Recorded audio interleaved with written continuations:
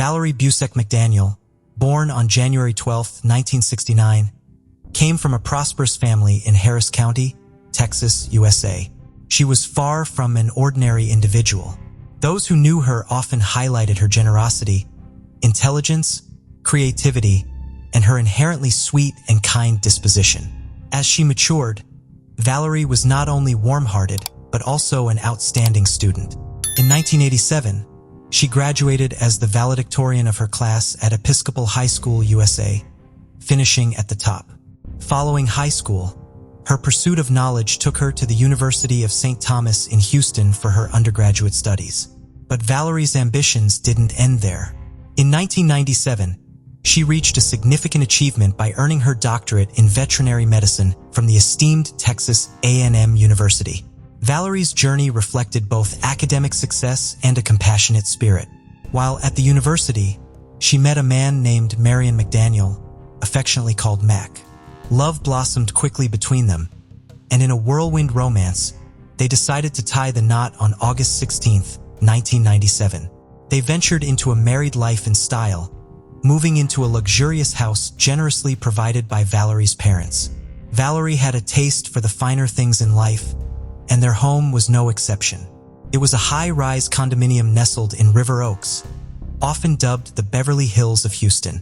Their collection of luxury cars added to their glamorous lifestyle, and they even owned a charming beach house on Tiki Island. Valerie loved to host her friends there on the weekends, making it her personal paradise, sometimes without Mac by her side. It was the beginning of an exciting chapter in her story. Valerie did have a taste for luxury, but deep down her heart belonged to animals. This love led her to fulfill a dream, opening her own veterinary clinic, the Montrose Veterinary Clinic in Houston. Her husband Mac joined her in this venture, taking on the role of office manager. Starting a business is no walk in the park, and they both dedicated countless hours to making it a success.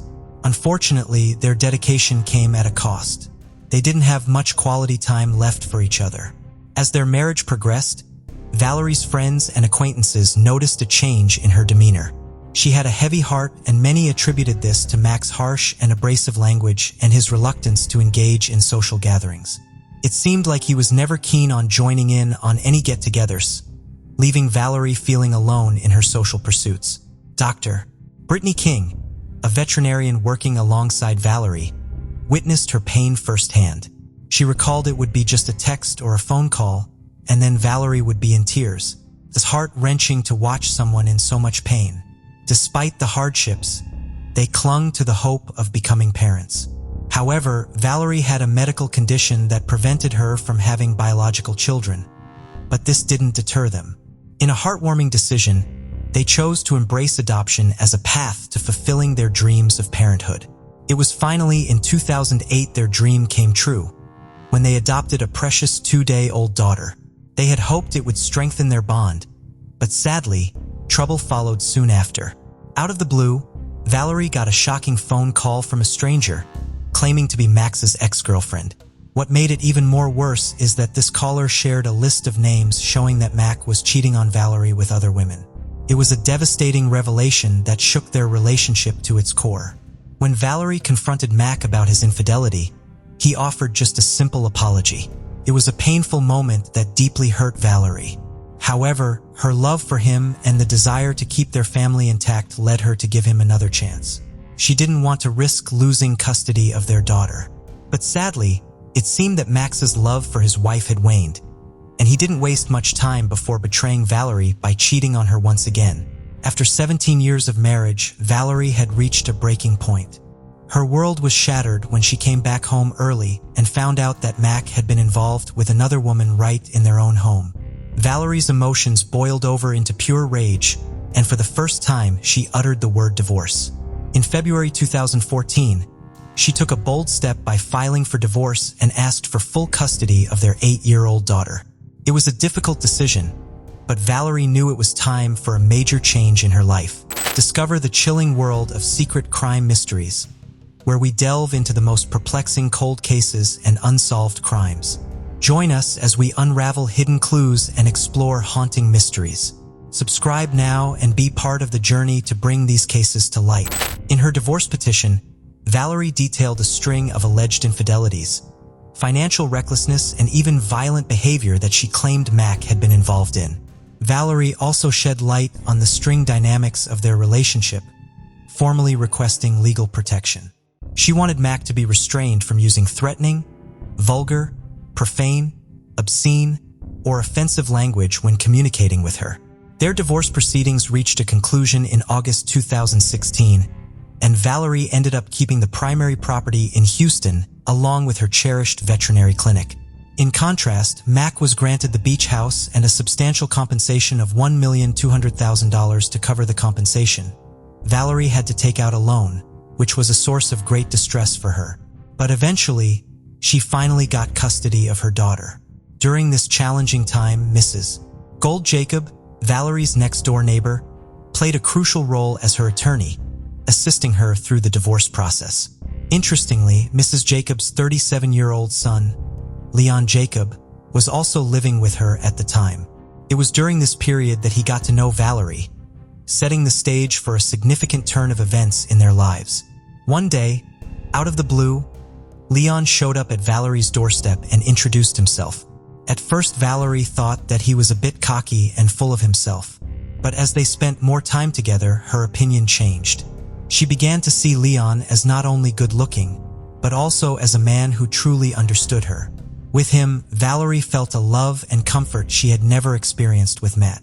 Leon, who was 8 years younger than Valerie and also a doctor, made her realize that life in her 40s still held plenty of adventures. She finally had a man who loved and paid her the attention she had always yearned for. Following her divorce, Valerie and her daughter made a move to a swanky apartment building in Houston. At the start, Valerie tried to keep her relationship with Leon low-key. But as time passed, Leon ended up moving in with them, which made Valerie appear genuinely content, and her friends and family were thrilled for her, especially after the difficult relationship she had endured before. However, Mac, her ex-husband, didn't share the same enthusiasm for Leon's presence. He was uncomfortable with the idea of Leon staying with his daughter, which stirred up tension and disagreements regarding their daughter's custody. So who exactly was Leon Jacob? And what was the past that would become a central factor in the unfolding events of our story? To understand everything, let's first delve into Leon's background. Leon Jacob's journey began in 1980 in New Jersey, born into a well-to-do family. His father was a skilled surgeon and his mother Golda Jacob was an attorney. Leon, the older of two sons, enjoyed a privileged upbringing and received an outstanding education at prestigious boarding schools during his formative years. However, life took a painful turn when tragedy struck at the age of 13, when Leon lost his father. Despite this hardship, Leon forged ahead, eventually choosing a path in medicine, following in his late father's footsteps.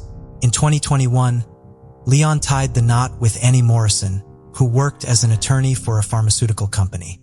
Together, they welcomed two sons into their family, building what seemed like a happy life together.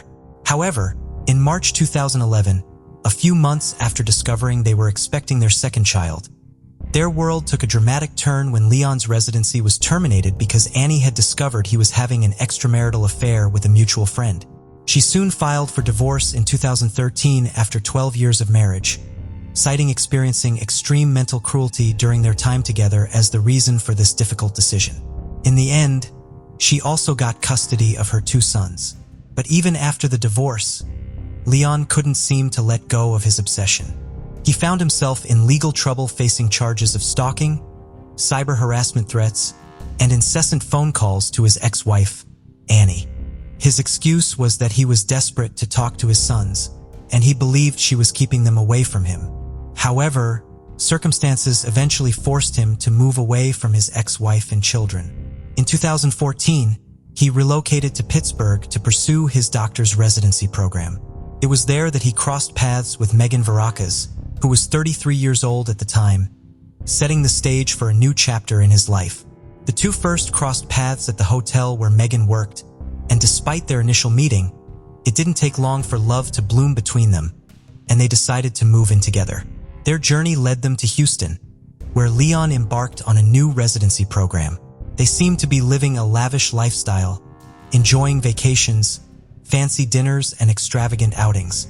However, it turned out that Megan was the sole financial provider for all these luxuries, and Leon contributed neither personally nor financially. What's truly intriguing was this was not Leon's first attempt at residency. In fact, it was his 7th. The startling fact is that he had been dismissed from every previous residency program he had been a part of. This aspect of Leon's past becomes a pivotal and fascinating element of his story. Leon's downfall in previous residency programs was largely due to his problematic attitude. He had a habit of coming across overly confident, acting like he was the absolute best. In class, he consistently showed disrespect to his professors and fellow students, but his issues went beyond arrogance. He never received an offer for a second residency here at St. Vincent's due to his unreliability, inability to stay focused, and distracting behavior. What's even more concerning was that his behavior was not just bad. It was noted as bizarre and alarming. Leon's behavior in those residency programs raised serious concerns among his fellow residents. They reported that Leon posed as a real threat, especially to patients. As a result, hospitals chose not to renew his contract, and on January 23, 2009, the University of Texas Health Science Center delivered the final blow, notifying Leon that his residency wouldn't be renewed. The reasons were clear: Leon's inflated sense of grandiosity which clouded his decision-making, his lack of insight on professional conduct, and his tendency to be argumentative and confrontational. Adding to his list of troubles, Leon also had harassed a female physician at the institution by bombarding her with relentless phone calls. He demanded her to retract a statement she had made against him. This harassment escalated to such an extreme level that the physician had no choice but to confide in her supervisor about it. The situation reached a breaking point on February 25, 2011. When authorities had to intervene, Leon was forcefully removed from the premises of Northside Medical Center in Ohio and given a stern warning never to come back. This marked his 6th residency program, and just like the previous 5, he had been shown the door. The common thread was his overconfidence, even in the face of his limited abilities. Leon seemed unwilling to learn because he believed he already knew everything there was to know. This pattern of behavior and arrogance became a reoccurring theme in his medical career. In 2012, Leon's behavior took a disturbing turn, moving from problematic to downright criminal. He faced charges for breaking into the home of the head of the residency program that had previously dismissed him. But the trouble didn't end there. In 2014, he found himself in legal trouble again, this time charged with cyberstalking and harassing his ex-wife Annie. This resulted in a sentence of 11 months in jail, though in the end he ended up serving only probation. Leon's records spanned across 4 states and included a long list of charges. These include a minimum of 8 counts of assault on family members, 13 counts of harassment, 4 counts of terrorist threats, burglary, kidnapping, aggravated assault, violation of protection orders, and more. All of these alarming details about Leon's history played a pivotal role in Mac, Valerie's ex-husband, wanting to keep his daughter away from Leon.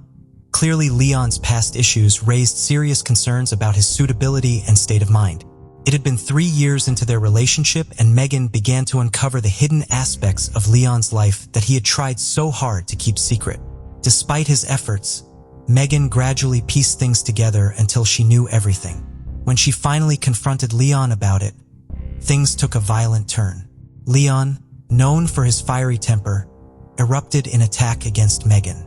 At that moment, Megan reached her breaking point and made a firm decision. She had enough, and she promptly kicked Leon out of her apartment. Megan made some serious allegations against him, including claims of physical assault, verbal abuse, and even an instance where he covered her mouth. Of course, Leon vehemently defended himself, insisting that these accusations were entirely untrue, setting the stage for a tense and conflicting situation. Even after their troubled breakup, Leon continued to keep Megan in his sights. In February 2017, he faced charges of stalking and assault in connection with Megan. This wasn't just a one-time occurrence, it happened repeatedly. There was even a 911 call from a concerned co-worker who reported that someone was trying to stalk her boss, and it left her feeling frightened and uneasy. But Leon was adamant in refusing to accept any of the charges against him. He staunchly denied everything, holding on to the belief that he was the upstanding man he saw himself as. This was the point where Leon's true character began to surface. While Leon may not have been the exceptional doctor he believed himself to be, his career meant the world to him. In 2017, while facing charges of stalking and harassment by the police, his lawyer delivered a harsh reality. If Megan testified against him in court, he could lose his medical license forever, which would end his career as a doctor. And of course, Leon couldn't bear the thought of his carefully constructed image as a great doctor and a remarkable person falling apart. So, driven by this fear, he made a shocking decision. He sought out a hitman to eliminate Megan from the equation. For this, Leon met up with a man named Moats A's, a fellow U.S. Army veteran. Through a mutual acquaintance, Leon hired Moats, who often went by the name Zach, for a disturbing task. He wanted Megan kidnapped to stop her from testifying against him in court. For this dangerous job, Leon paid Zach $9,000, however. Zach maintained a firm denial that he had ever entertained the idea of taking money to harm another person. He adamantly asserted that he was not a violent individual. Leon's scheme had 3 distinct phases. Initially, Zach's task was to abduct Megan and instill such fear in her that she chose not to reunite with Leon. If this tactic failed, they would proceed to phase 2, which involved frightening Megan by any means necessary, pushing her to leave town and avoid the court proceedings, effectively disappearing from their lives. And if despite all efforts Megan remained resolute, phase 3 represented a dire last resort. She would have to be killed. And for that, Leon provided Zach with various methods to carry out Megan's potential murder, including one particularly sinister suggestion: injecting a syringe of potassium directly into her heart to trigger a fatal heart attack. Surprisingly, when Leon approached Zach with this disturbing request, Zach viewed it not as an opportunity to harm someone, but as a chance to save a life. Zach did indeed accept the money from Leon, taking it for himself, but he had zero intention of causing harm to anyone. Zach had no regrets about taking Leon's money under false pretenses. As Leon anxiously awaited Zach to carry out his plan, Zach unexpectedly disappeared and left town without harming Megan in any way. This left Leon in a state of panic, not only because he had lost $9,000, but because also Megan was still alive and could potentially expose his dark past, which could tarnish his name further. So to get out of this and being desperate to locate Zach and salvage his sinister plan, Leon turned to a well-known bail bondsman, Michael Kabash, who had assisted him in previous legal matters. Leon also asked Michael to track down Zach as he had some unfinished matters with him, whereas Michael in turn reached out to the police for assistance in finding Zach. However, there was a bit of a challenge because Zach's real name was Motsazeh, so it took some time for the authorities to finally track him down. It was during this investigation that for the first time, police uncovered the full extent of Leon's sinister intentions. Zach clarified to the police that he never intended to harm anyone. Instead, he believed it was his duty to take that money from Leon and prevent it from falling into the hands of someone who might actually harm Megan. However, the police had their doubts about Zach's story, although they were convinced of Leon's guilt due to his troubled history and the clear attempt to harm Megan. Still, there was a problem. They lacked concrete evidence to prove it in court, and in such high-profile cases, it's important to focus on each and every little detail. So, instead of immediately acting on Zach's statements, the police decided to devise their own plan. And for that, they approached Zach and asked him if he would cooperate in catching Leon red-handed, and Zach agreed to help. With the use of a wiretap, the police set up a call between Zach and Leon, allowing them to eavesdrop on their entire conversation. During the call, Zach told Leon that he wasn't suitable for the task and suggested that Leon should seek out someone else for whatever plan he had in mind, and for that he even knew a hitman who would be capable of doing whatever he wanted. During this time, Leon was also in a relationship with Valerie, and they were sharing a life together. Now, due to Leon's troubled history, Valerie's ex-husband, Mac, wanted to regain custody of their daughter. However, Valerie was fiercely protective of her child and didn't want to give her up to Mac under any circumstances. So here Leon saw this as an opportunity and persuaded Valerie that the real issue for her was Mac and that he could potentially tear their family apart and take her daughter away in the future. This was happening at the same time that Leon was having a second conversation with Zach, and seeing an opportunity to kill two birds with one stone, he proposed a startling deal. At this moment, Zach found himself in a confusing situation and was not entirely sure what Leon meant. So, he asked for clarification from Leon about what the second problem was, and Leon's response was quite shocking. Leon stated that he wanted Valerie's ex-husband, Mac, eliminated as well. What made it even more astonishing was that Leon claimed that Valerie was completely on board with this plan, and she also wanted Mac to be taken out of the picture. But one thing Leon was unaware of was that the new hitman he was dealing with was actually a professional undercover police officer named Javier Duran from the Houston Police Department. Javier's mission was to gather evidence against Leon for plotting not just one, but two murders. So the following day, they arranged to meet Leon and Valerie at an Olive Garden restaurant. Over bowls of soup and sandwiches, they delved into the discussions about the sinister plans for these hits. As Leon finished outlining his part of the dark plan, Javier turned his attention to Valerie to learn her intention regarding Mac's fate. During a 2-hour lunch conversation, Valerie and Javier discussed the grim details of how Mac might meet his end. Valerie cautiously asked, "Let's say something were to happen to him, what would it look like? Could it be a car accident?" At this, Javier offered various possibilities, suggesting that it could resemble a tragic car wreck or a botched robbery. Valerie expressed her deep fear that Mac would take her daughter away from her, and that she felt cornered with no other options left. Shockingly, Valerie didn't shy away from the sinister plan. Even she actively agreed to have Mac killed. As they discussed the details, Valerie seemed to believe that Mac would fall victim to a carjacking and end up with a fatal gunshot to the head. Although she hesitated a bit as the lunch drew to a close, she ultimately gave the green light for this horrific plot. Could have been a successful plan, but what they failed to realize was how suspicious it would appear to the police. In such cases where hitman targets both the ex-girlfriend and ex-husband of a current couple, law enforcement would naturally become suspicious. When initial leads and primary suspects are elusive, investigators often turn their attention to ex-partners, suspecting their involvement in the murders. The next day, on March 9, 2017, Detective Javier paid Leon and Valerie a visit, unveiling a set of disturbing photos.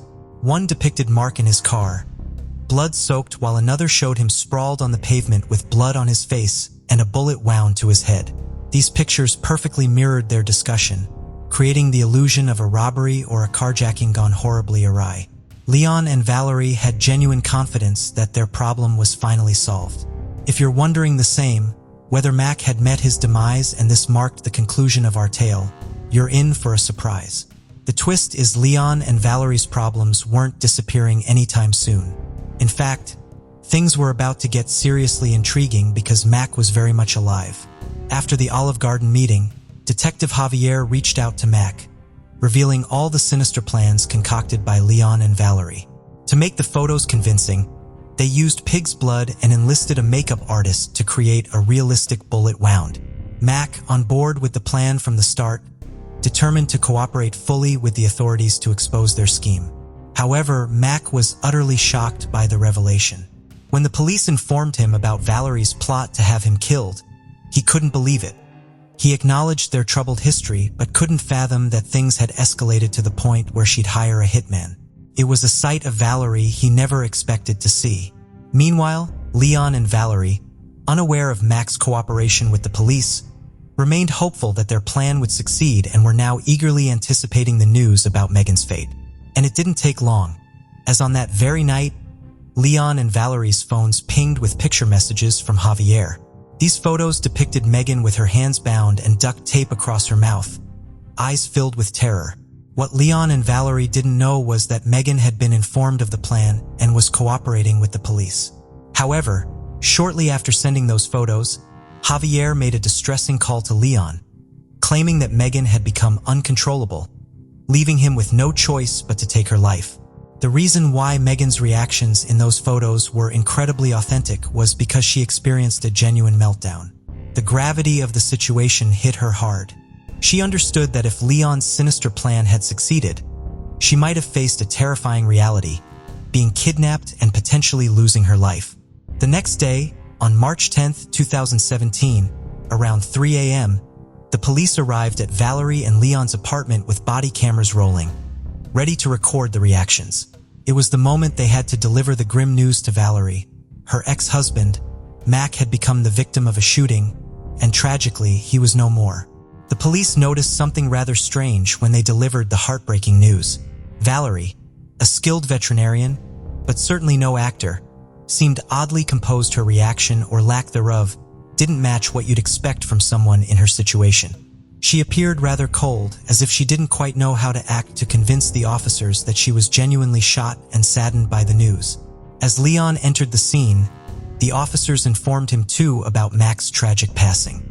It seems that Leon was a somewhat better actor than Valerie in this situation. He quickly tried to comfort Valerie and appeared genuinely shocked by the news. However, his newfound acting skills were short-lived, as he made a crucial mistake by casually mentioning that he had been at home all day. This comment raised suspicion for the police because it seemed like he was overly eager to provide an alibi, a behavior often associated with individuals who may have something to hide. The police let Leon and Valerie continue their amateur acting for a few more moments, perhaps relishing their attempts to put on a show. The couple did their best to feign sorrow and shock, but then in a twist for Leon and Valerie, they dropped the bombshell.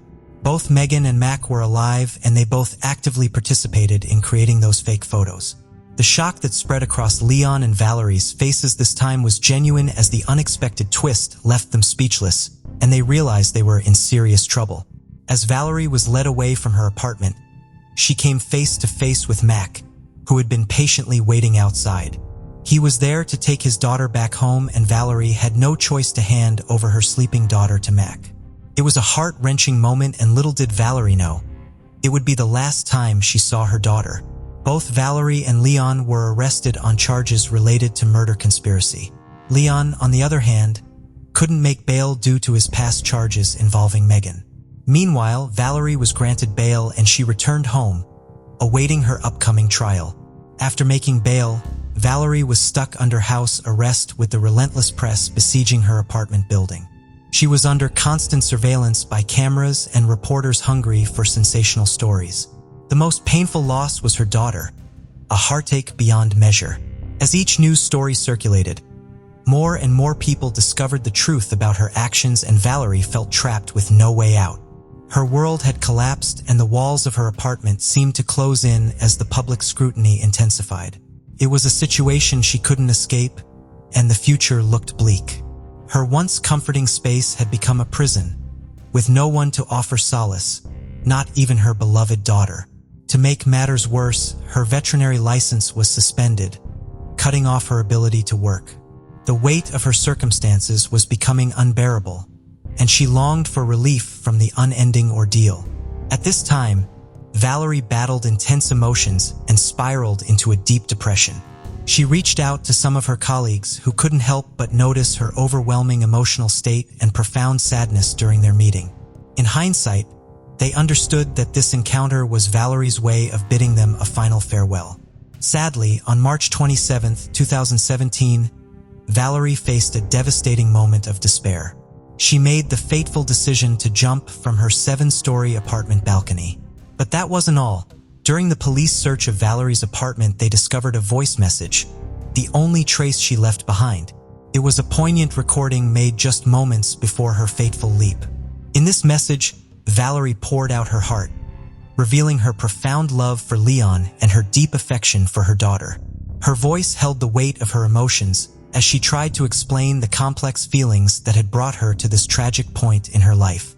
She expressed her deep regrets, clarifying that she never intended for events to spiral out of control. She didn't want harm to come to Mac, but she also couldn't bear the thought of losing her daughter. Valerie had once dreamt of a beautiful future, but her actions had led her down a tragic path.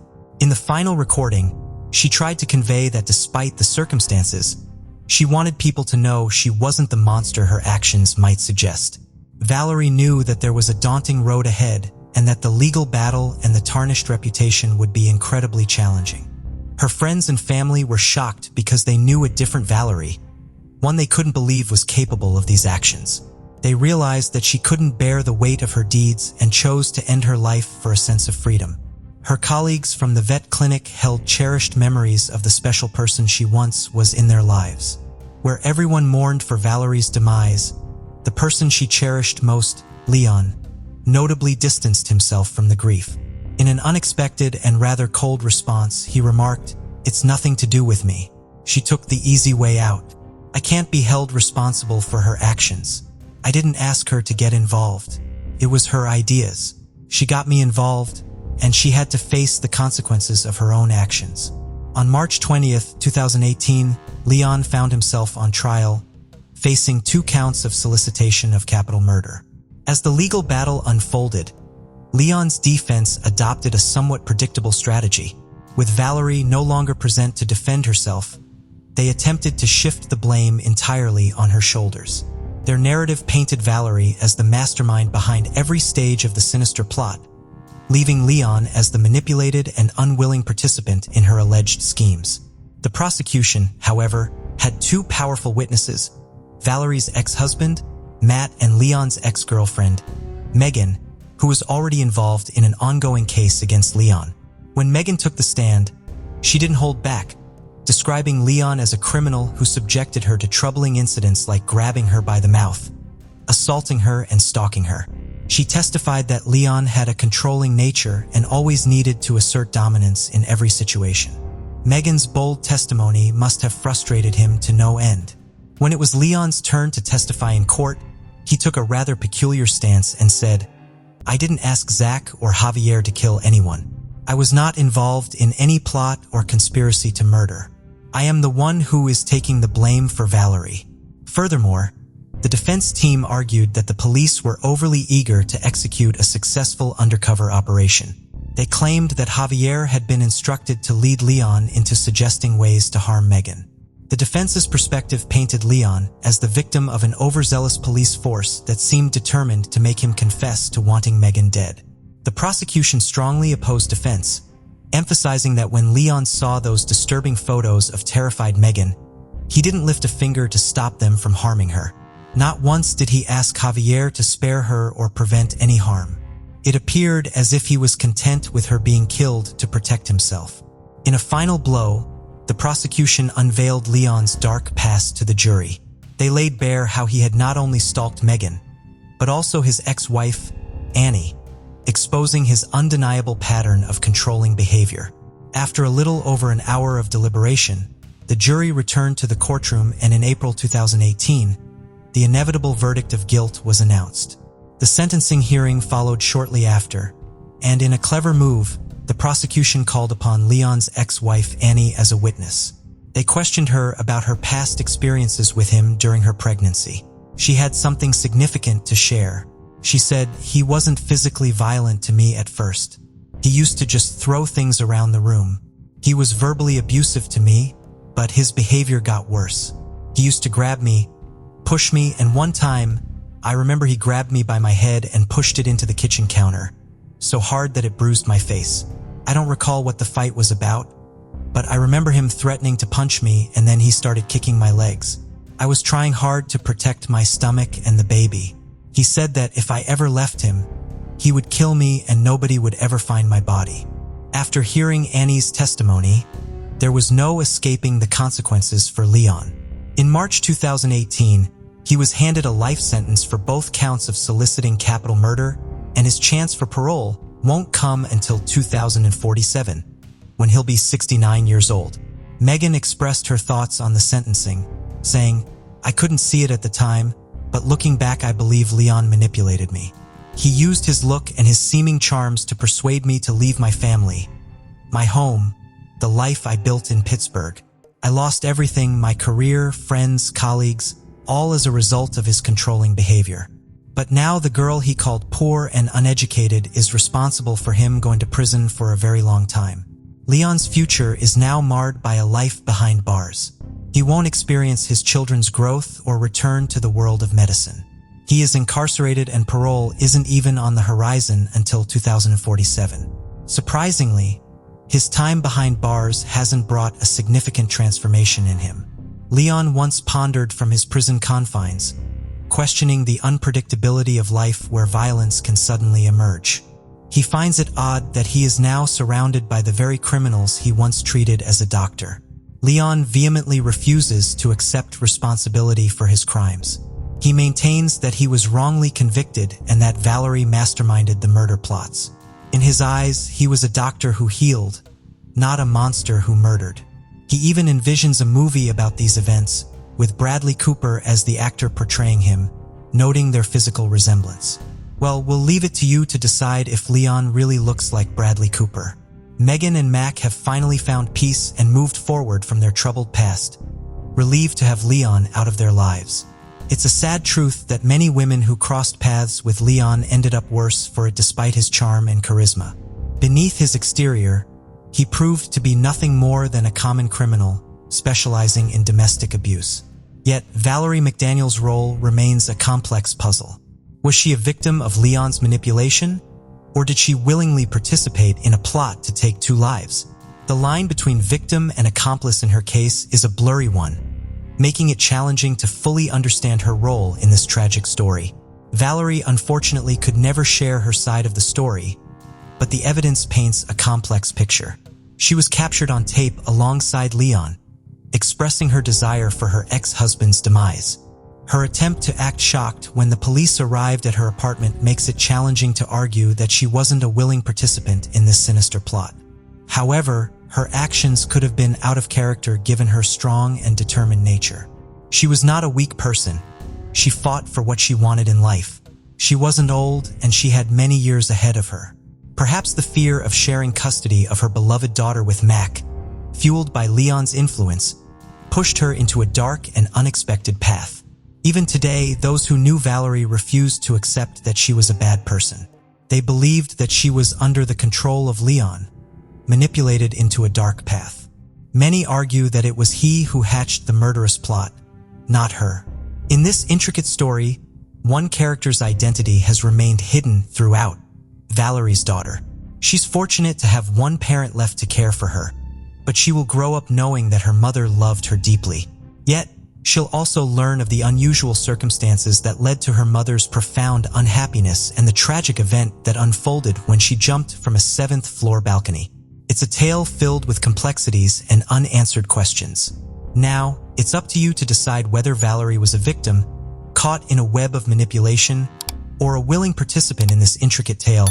The story presents a complex narrative with differing perspectives, leaving room for interpretation. Before we continue, 90% of you haven't subscribed to our channel, so if you like this video, please subscribe. It motivates us to make more content for you. Okay, let's continue. In 1994, Tanya Fraser resided in the Mount Baker neighborhood of southeast Seattle with her mother and sister. The 14-year-old tomboy was sweet and generous, consistently bringing joy to those around her, even with her somewhat shy nature. She served as an altar server at St. Clement's Episcopal Church and spent July 17th enjoying a church picnic, where she participated in potato sack races and shared details about her new haircut with fellow parishioners. The next day, Monday, July 18th, 1994, Tanya attended summer classes at Meany Middle School in the morning. She was last seen leaving the school around 11 a.m., just as expected.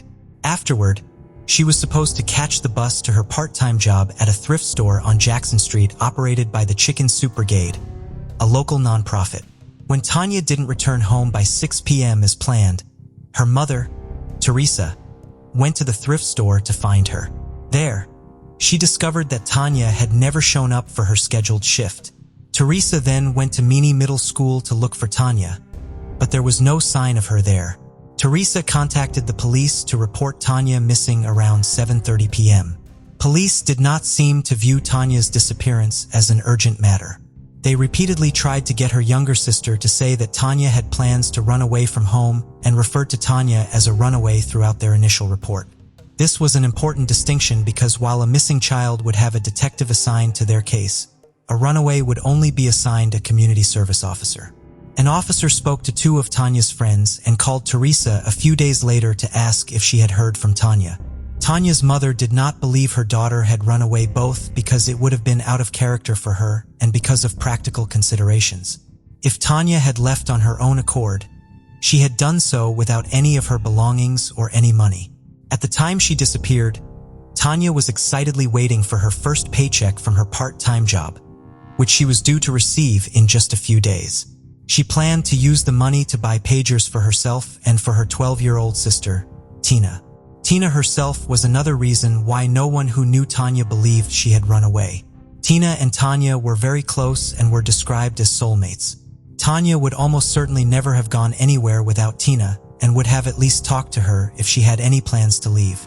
Tina spent the night after Tanya disappeared with her bedroom window open just in case Tanya came home. While she could not imagine Tanya running away, the idea of something bad happening to Tanya was even more difficult to fathom. Tanya's church quickly came together to organize on Tanya's behalf when she disappeared. Corporate policies prevented them from posting flyers in many stores, but they still covered the area in over 1,500 missing persons posters. The police have a hell of a task. I want to be supportive of that, Father Ralph Carskadden, Tanya's pastor, told the media. But I also feel that had Tanya not come from our neighborhood or not been mixed race, would more people have known this terrible thing had happened to her? On July 23, 1994, 5 days after Tanya went missing, a 62-year-old man was walking his dog along East Highland Drive when he noticed the smell of death. He had become familiar with that smell during his time serving during the Korean War.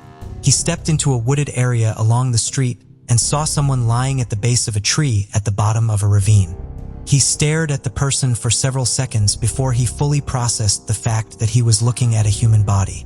The body belonged to Tanya Fraser, who had been stabbed to death. The medical examiner believed she had not been killed until July 20th, 2 days after her disappearance. This caused fear in Tanya's mother, Teresa, that the police initially dismissing her daughter as a runaway may have resulted in her death. From the first report, I often wondered if they took it as more serious. If they looked in that first 24 hours, would there have been a chance she maybe would have been saved? That's a big question, she later told the Seattle Times. Tanya's community came together to mourn her loss. A memorial was established near where her body was found, and members of her church took to the streets for walks of remembrance. It was a member of her church who donated the cemetery plot where Tanya would be buried. Tanya had a routine of picking out one of her stuffed animals to take with her on her walk to school every day. Other students now took up this habit. Tanya was last seen alive at 21st Avenue and East Thomas Street, approximately 11 blocks away from where her body would later be found. Her friends reported seeing her speaking to an unfamiliar, unkempt man. This man has so far never been identified. Despite the best efforts of her loved ones, Tanya's case received little media attention. Talking about her daughter's murder was unbearable for Teresa, but she tried to find any opportunity to do so that she could in order to keep the case in the news and hopefully reach a witness who could help solve the case. Flyers posted by Crime Stoppers generated just 3 calls to the tip line, none of which helped advance the investigation. Private investigator Rose Winquist began working with Tanya's family the week she went missing. She continues to work on the case and forwards every credible lead she finds to the police. Seattle Police Detective Ralph Norton, who has been the lead investigator on Tanya's case since June of 2016, says that there are numerous persons of interest in the case, none of whom will be cleared until the case is definitively solved. Despite the fact that almost 30 years have passed since Tanya's murder, her sister, Tiara, is still hoping that one day the case will be solved. I am hopeful. I can't imagine this just never being solved and never having that closure, so I'm hopeful that it will be, she said in 2023. Natalie McNally grew up as one of 4 children and her parents' only daughter. Her parents and 3 brothers treated her like a princess, but this did not cause her to become soft and spoiled. She was fiercely independent and fought for herself and for others. She had type 1 diabetes from a young age, but always fought through the health challenges the condition caused for her. She campaigned for women's political issues and fought for animal rights. She had a bright and loving personality that earned her many friends, for whom she would have done anything. Natalie had a career in marketing and worked for the public transportation company TransLink. She lived in the Silverwood Green area of Ligon, County Armagh, Northern Ireland. In December of 2022, 32-year-old Natalie was pregnant with her first child and looking forward to becoming a mother. She would be the first of her siblings to have a child, making her baby her parents' first grandchild. Natalie planned to use the name Zara for a girl and Dean for a boy. She had an ultrasound scheduled for December 20th, where she would learn her baby's sex. While her immediate family knew she was pregnant, she planned to announce her pregnancy, as well as her baby's sex and name, to her extended family on Christmas Day. Natalie went to see her parents, Noel and Bernadette, on Sunday, December 18th. Around 10 p.m. the following day, December 19th, emergency services were called to her home. Natalie's body was discovered inside. She had been stabbed numerous times, with some of her injuries being defensive wounds. It was determined that Natalie had been murdered on the evening of December 18th, sometime after arriving home from visiting her parents. She had been due to have the ultrasound where she would learn if she was having a boy or a girl 2 days after she was killed. During her post-mortem examination, it was discovered that she had been expecting a son. A vigil for Natalie was held on her street on December 23rd. Friends and family members addressed the crowd before pink and blue balloons were released in Natalie's memory. Natalie's funeral was held at her parents' home on December 26th, with 100 of mourners gathering outside the house before traveling to St. Coleman Cemetery, where Natalie was to be buried. Music was played over a loudspeaker during the service, which ended with the song Humans by the Killers, Natalie's favorite band. A 32-year-old man was arrested on the day Natalie's body was found, but he was subsequently released and cleared as a suspect. Another 32-year-old man was arrested on December 21st, but he was also later released and no charges had been filed in the case. More than 3,000 hours of CCTV footage from the area around Natalie's home has been collected as a part of the investigation. Authorities believe that some of this footage captured Natalie's killer coming and going from her home. They have released images of the man they think is the killer, carrying a rucksack and wearing shoes with white soles in hopes that a member of the public can identify him. He is seen in the footage arriving on Natalie Street at 8:52 p.m. on December 18th and leaving at 9:30 p.m. Police are asking for anyone with footage taken in the area on the night of the murder to submit it to them for analysis. They are also still looking for witnesses and have reminded the public that Natalie was killed on December 18th, the same day as the World Cup final, in hopes that it will help potential witnesses recall the correct evening. Investigators have stated that they believe Natalie knew her killer. There were no signs of forced entry into Natalie's home, and authorities believe she willingly let her killer inside. Whether the killer had come to Natalie's home with the intention of killing her or decided to kill her after arriving remains unclear. At a press conference on January 5, 2023, Detective Chief Inspector Neil McGinnis stated that he believed the murder weapon had been recovered and that it had come from within Natalie's home instead of being brought to the residence by the killer. On January 6th, police conducted a search of the grounds of the Silverwood Golf Club, which is located next to Natalie's home. The search was reportedly a general part of the investigation and was not conducted based on a particular tip. The search focused mainly on the pathways and shrubbery within the club's grounds. Police also made house-to-house inquiries in Lisburn on 6th. As part of the investigation, they seized a vehicle from the area for further examination. Police activity refocused on Natalie's neighborhood on 8th, with detectives returning to the scene of the crime and officers passing out flyers and speaking to motorists and pedestrians in Lugan looking for witnesses. Natalie's family is devastated by her loss and by the fact that they will never meet her baby. It's just unimaginable. I can't see a future. There will be no joy in life now because she's gone, Natalie's mother, Bernadette, has said. The family remains in regular contact with the police and continues to speak to the media so as to appeal to the public for information. They have also publicly thanked the community for supporting them, saying that the messages they have received are helping them get through this ordeal. Crime Stoppers is currently offering a reward of up to £20,000 for information that leads to the arrest and conviction of Natalie's killer. Natalie's brother, Declan, has appealed to the public. We just can't reiterate enough that if anyone has any information whatsoever, even if it seems insignificant, bring it to the police or bring it to Crime Stoppers. We need justice because that's all we have left now is to try and find out who did this to Natalie. On April 20th, 1990, Corey Darden was born into a loving family in Utah. Raised with strong moral values and the guidance of her parents, she grew up in a supportive environment. Corey is a highly educated individual, holding a postgraduate degree in human resources and management. Additionally, she earned a bachelor's degree in healthcare administration. Her professional experience includes working as an administrative assistant at Park Street Hospital and training in enhanced patient services and specialty clinics at Park City Medical Center. Corey Richens led the life of a prosperous young woman. On June 15, 2013, she married her boyfriend, Eric Richens, in an intimate backyard ceremony at their home in Camas, Utah.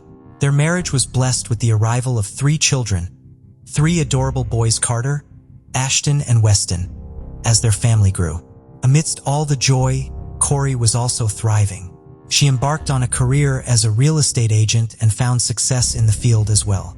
However, little by little, cracks began to surface in her otherwise happy life.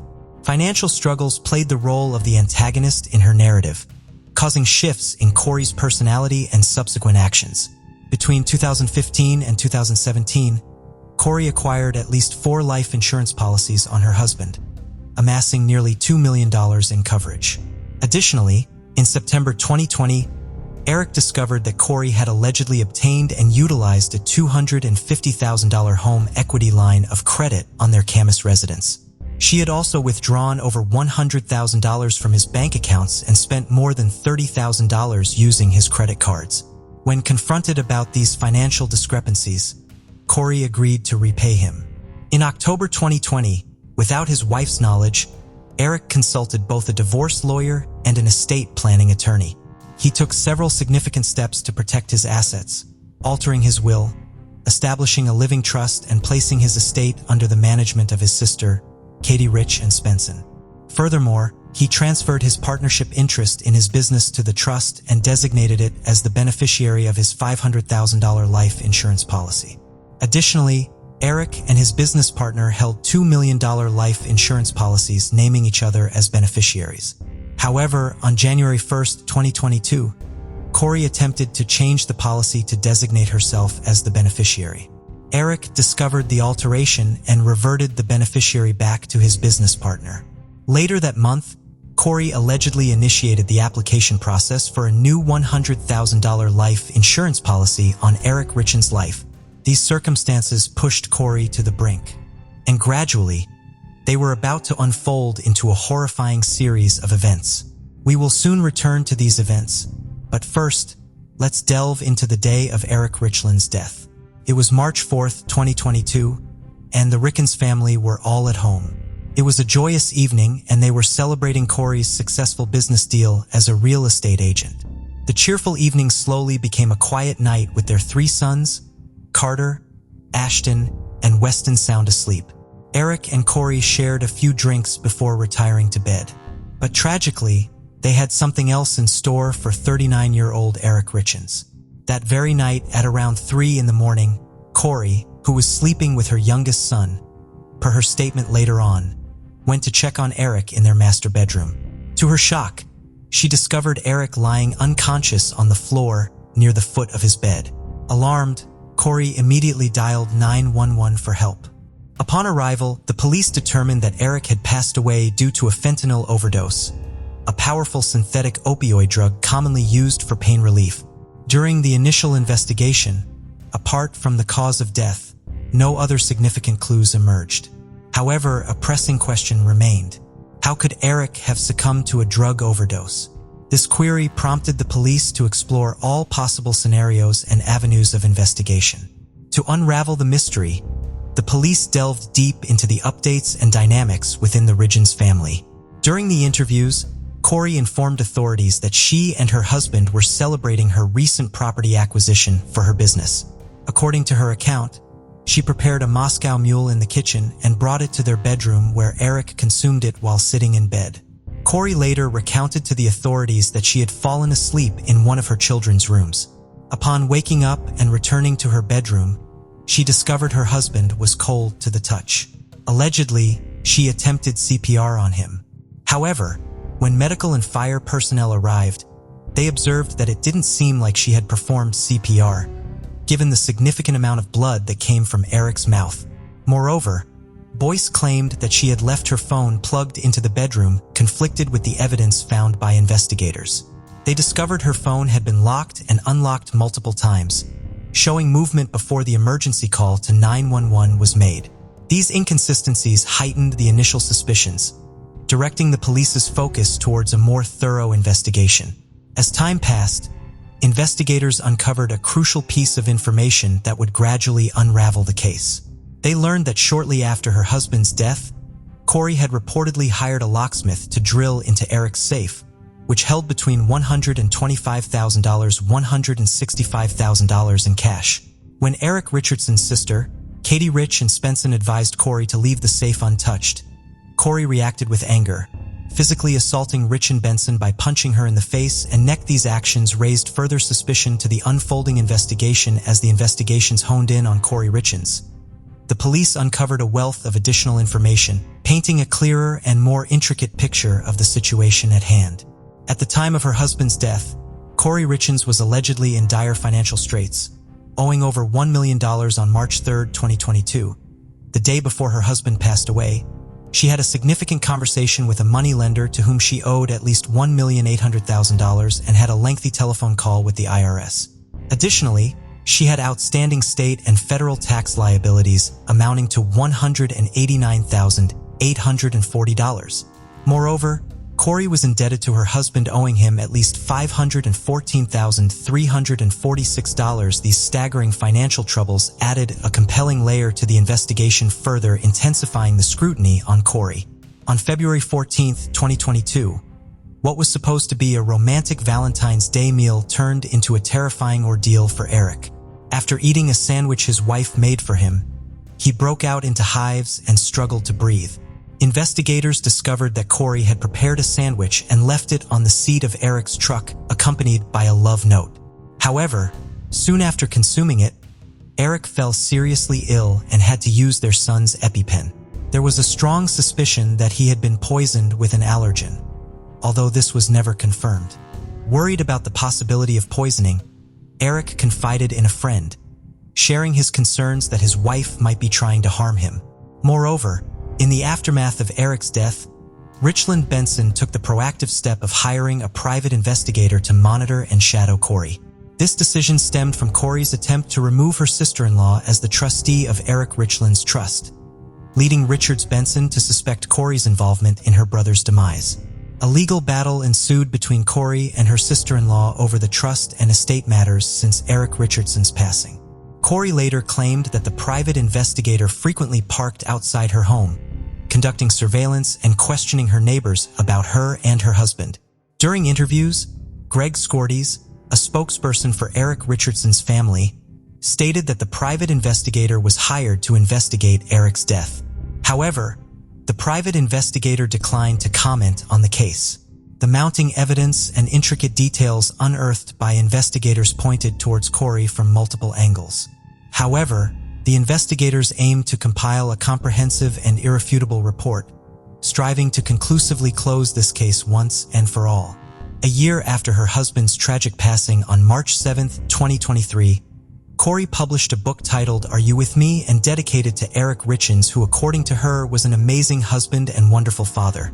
In an interview, Corey discussed her book and her husband's death, describing it as happening unexpectedly. However, at that time, she remained unaware that she was at the center of suspicion. Before she fully grasped the gravity of the accusations against her, Corey was arrested on May 8, 2023 on charges of aggravated murder and 3 counts of possession of a controlled substance with the intent to distribute. She was held in custody at Summit County Jail in Park City, Utah, awaiting trial. Prosecutors disclosed that Corey had slipped 5 times the lethal dose of fentanyl into the cocktail on the night of Eric's death. Subsequently, she left him in bed and slept with one of their younger children. Upon checking on him around 3 a.m., Eric had already passed away and was unresponsive. Corey's phone was also collected on the day of her arrest, as prosecutors revealed that it was located in the dresser drawer on her side of the bed during the second search of her home on the day she was arrested. Following the discovery of Corey's phone, her search history unveiled some intricate details. It was revealed that she had searched for the address of the lead detectives on the case, but her actions didn't end there. The search history indicated that Corey had also sought out contact information for the relative of the second lead detective online. Corey's search history provided a troubling glimpse into her thoughts. Among her searches was luxury prisons for the rich in America. She also looked into whether she would receive a life insurance payment if her husband's cause of death was listed as pending. Most disturbingly, she conducted a search related to a lethal dose of fentanyl, indicating a deeper and concerning line of inquiry. Furthermore, investigators discovered a key witness who could potentially help solve the case once and for all. While the person's name was never disclosed, she was identified only by her initials, CL. In early 2022, Corey contacted CL, as per the contact saved on Corey's phone, and requested fentanyl, the drug that proved fatal for Eric. Phone records indicated multiple calls and text messages between Corey and CL in January 2022. However, authorities were unable to ascertain the precise content of these messages because Corey allegedly deleted data from her phone between January 2nd, 2022 and shortly after Eric Richeson's death. During the interview, CL informed authorities that she acquired the fentanyl pills and handed them over to Corey in a direct transaction either on February 11th or February 12th, 2022. In late February, Corey once more reached out to CL, expressing dissatisfaction with the strength of the fentanyl and requesting a more potent supply. During this conversation, Corey allegedly asked CL for some Michael Jackson stuff, referencing the way that Michael Jackson died due to a drug overdose. CL confirmed to the authorities that she had obtained what Corey requested once again. Corey wrote a backdated check for $1,300 to obtain fentanyl from CL. According to CL, on either March 9th or March 10th, she left the fentanyl pills in a fire pit located in the backyard of a home owned by Richens. This statement and evidence became pivotal in establishing Corey's responsibility. However, on June 10th, 2023, lawyers representing Corey Richens argued for her release, completely denying the allegations. In a court filing that summer, they contended that there was no substantial evidence to support the charges. According to her legal team, not a single text message or document had been presented during discovery to substantiate the claim that Eric ever believed Corey attempted to poison him. Later on August 18th, prosecutors for Summit County informed the court that they had decided not to pursue the death penalty after careful consultation with the sisters and father of Eric Richens. On September 18th, prosecutors accused Corey of witness tampering, alleging that she had asked her brother to fabricate a false story about her husband supposedly buying drugs. In a court filing, prosecutors revealed that they found the request in a 6-page letter in Corey's cell at Summit County Jail in Park City. After a recent court hearing, Corey Richards was declared to be a substantial danger to society, leading the judge to rule that she would be safer behind bars. While the verdict is pending, it is undeniably evident that Corey Richards will spend a significant amount of time behind bars, bringing the case to its conclusion. January 9th, 2009, began as an ordinary day for Robert and Janice Che. Around 5 a.m., they were getting ready to leave for work. The couple owned Penn Station Beauty Supply, a thriving beauty supply store located in Suburban Station, a major train station in central Philadelphia. Their successful business had enabled them to purchase a 4-bedroom home in North Wales, Montgomery County, north of Philadelphia. Each day, they drove into the city to run their store. They did not get to leave as was their routine on this day, however. Janice was in their garage, putting on her shoes, and Robert was in their driveway, on his way to warm up his vehicle when they were ambushed by 3 armed men. The attackers dragged Robert into the garage as he asked why they were doing this and tried to fight them off. The 3 men then began beating him and binding him with duct tape and flex ties. Janice was then forced inside the home by 2 of the unknown men. She was taken upstairs where the attackers forced her to help them get into the safe in her bedroom. They stole between $15,000 and $20,000 in cash, some gold jewelry, a passbook for a Korean bank account, and a family symbol stamp. The Chase's 2 adult children also lived in the house but had been asleep when the attack started. 23-year-old Mina awoke to the sound of her mother hyperventilating in the hallway and got up to check on her. One of the attackers put a gun to her head and demanded access to the safe, as her mother had not yet provided it. When Mina said she did not know how to open the safe, she was taken to the garage and forced to kneel on the floor next to her severely injured father. 29-year-old Richard was awoken by the attackers coming into his bedroom and shining flashlights in his face. They pistol whipped him, and he fell to the floor before being dragged from the room. Janice, Mina, and Richard were all taken to the basement and bound with duct tape. One of the attackers stayed in the basement to guard them, but he then went upstairs. As soon as she and her children were alone, Janice was able to free herself enough from the duct tape to run out of the house through a door in the basement. She ran to a neighbor's house to call 911. When the attackers realized that Janice escaped and had most likely gone for help, they immediately fled. Richard was able to free himself and his sister and ran upstairs to lock the door to prevent the men from coming back inside the home. Richard and Mina then went to their father in the garage. Duct tape had been used to bind his feet together and his arms behind his back. Robert's head was also almost completely covered with duct tape. By the time police arrived on the scene, Robert was dead. He was 58 years old. His autopsy found that he had died as the result of asphyxia. The duct tape covering his head restricted his airway, and due to the severe beating he was subjected to, he bled extensively and his blood went into his airway. Robert was born Jumsaki in a small village in Korea in 1950. He grew up very poor and was only able to leave his village by joining the military. When he first came to the United States, he had only a few $100 with him and no English language skills. Despite these circumstances, he got married, had a family, and started his successful business. When he became a naturalized U.S. citizen, he changed his first name to the more American-sounding Robert. There had been a string of home invasion robberies targeting Asian business owners in Philadelphia, so the possibility that Robert's murder had been connected to these crimes was considered. However, the victim profile appeared to be the only thing in common between the attack on the Che family and the other robberies. In those crimes, the victim was accosted by armed perpetrators who quickly took money and valuables and left. None of these other robbery victims or their families were restrained or assaulted. Furthermore, the perpetrators in these crimes wore ski masks to prevent their victims from being able to identify them. The fact that the individuals who attacked the Che family and killed Robert had not worn masks raised concerns that they had not been worried about the Che's being able to later identify them. They may not have worn masks because they planned to kill all the members of the family to eliminate any witnesses, a plan that was ruined by Janice Che's escape. Richard J. had poor eyesight and relied on glasses to see clearly.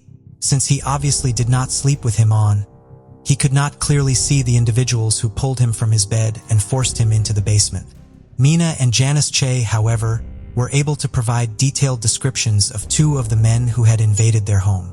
They worked with a sketch artist to develop composite images of the men, which were then released to the local media. Because Janice and Mina could potentially identify the men who attacked them and killed Robert, police feared that the men may return to kill them to prevent them from ever making such an identification. The Che's did not feel safe in their home because they shared such fears and found it difficult to be in the place where they had been attacked and Robert had been murdered. They therefore went to stay with family, and police kept them under surveillance there for their safety. While only 3 men had forced their way into the Che home, more people may have been involved. According to the surviving members of the Che family, the 3 attackers inside the home had been talking on cell phones. The conversations the Che's overheard indicated that the people on the other end of the line were also involved in the crime. Cell phone data would prove to be critical to the investigation. Police obtained a subpoena which allowed them to access the records of the cell phone tower located closest to the Che home in order to see what calls were being made in the area at the time of the home invasion. They were able to identify at least 3 phones that had been in contact with each other in the area at the time in question. Unfortunately, they were all prepaid cell phones, meaning there was no account owner on record for any of them. However, investigators were able to identify other numbers each of these phones had been calling. In analyzing these records, they came across calls made to someone close to the case, Angelo Shin. Shin was the nephew of Robert Che. While he was in high school, Shin had lived with the Chaes for a year and a half while his parents had been in Korea, meaning he was familiar with the layout of the Chae house and aware of the location of their safe. Robert and Janice treated Shin as though he were their own son, and their son Richard considered Shin to be a brother. Shin had a minor criminal record, 1 drug arrest, and would later be labeled by prosecutors as a wannabe gangster. Police were surprised that a member of the Choi's own family could have been involved in the attack on them that resulted in Robert's death. The possibility was also concerning because it meant the surviving members of the family were serious danger. They had been staying with Shin and his family since the murder, meaning he had easy access to them should he and his accomplices decide to kill them to prevent them from identifying the men who had invaded their home and killed Robert. Therefore, once Shin was identified as a potential suspect, police quickly tried to get the Choi family away from him. When they contacted Mina and Richard Choi to ask if they knew where their cousin was, they were with him. Investigators asked them to come with their cousin to the police station so that they could all be asked some more routine questions. When the 3 of them arrived there, Shin was placed in one room and Mina and Richard in another. While Shin was questioned by police, Richard and Mina were informed that their cousin may have been involved in the attack that had resulted in their father's murder. The news was devastating. At this time, police did not have enough evidence to charge Shin with murder or any charges related to the robbery, but they were afraid for the Chase's safety should he be released. In his statement to police, Shin had claimed that he had never been in contact with anyone involved in the crime. Using the cell phone records that showed him communicating with the cell phones used in the area at the time of the murder, they were able to arrest him on a charge of providing false information to police and hold him. After just a day in jail, Shin changed his story and admitted to his involvement in the home invasion. He told police that he had been bragging about his rich uncle to his friend Joseph Page, a 23-year-old from Philadelphia. Shin told Page that his uncle kept over $100,000 in the safe in his home. Page had a history of committing home invasion robberies and decided that Shin's uncle sounded like an ideal target. He recruited 5 more people to execute the robbery, 2 who would enter the house with him and 3 who would later be referred to as the cleanup crew who acted as lookouts and getaway drivers. Shin worked with Page for over a month to orchestrate the robbery. He also attended a meeting to plan the home invasion where he provided everyone involved with information about his aunt and uncle's daily routine and the location of their safe. He claimed to police that his family was supposed to be left unharmed. It is unclear how he could honestly have been so confident in his relative's safety, given the fact that he saw the duct tape, knives, and guns the others had collected to use during the crime at this meeting. Shin told police that he had learned of his uncle's murder when Page called him, upset about the much smaller amount of money in the safe than he had been promised. Page allegedly told Shin that Robert had died because they needed to hurt him a little after he tried to resist during the attack. Because so many people had been involved in the crime, each perpetrator received a relatively small amount of money for their participation. Angelo Shin betrayed his family and got his uncle killed for just $2,000 on February 4, 2009. Shin and the other 6 alleged participants in the home invasion were charged with the crime. Shin was charged with third-degree murder, and the others, 5 of whom had been present at the scene, were all charged with both second- and third-degree murder. Page, 25-year-old Amitati Latham, and 18-year-old Carrie Pitts were identified as the 3 men who entered the house. Julius Wise, 32, Robert Eatman, 33, and Sybil White, 17, all of Philadelphia, were all charged as members of the so-called cleanup crew.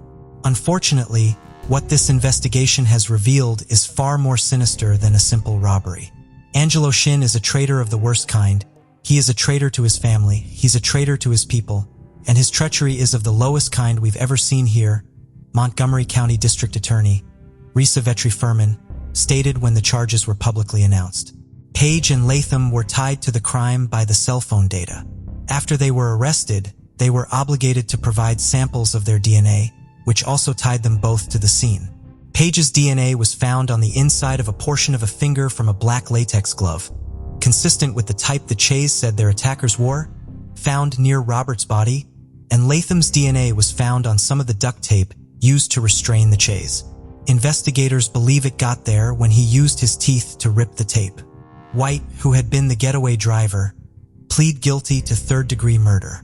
At her sentencing hearing, She took full responsibility for her participation in the crime, but also said she had been convinced to participate because she was foolish, stupid, naive, and gullible. She was sentenced to 4 to 8 years in prison, plus 20 years of probation. Eaton also pled guilty to third-degree murder and apologized in court. He received 20 to 40 years in prison, plus 4.5 to 9 years for a robbery charge. Wise, who had participated in the planning of the home invasion and helped cover it up after the fact, pled guilty to third-degree murder the day after his trial for second-degree murder began. He was sentenced to 16 to 32 years in prison.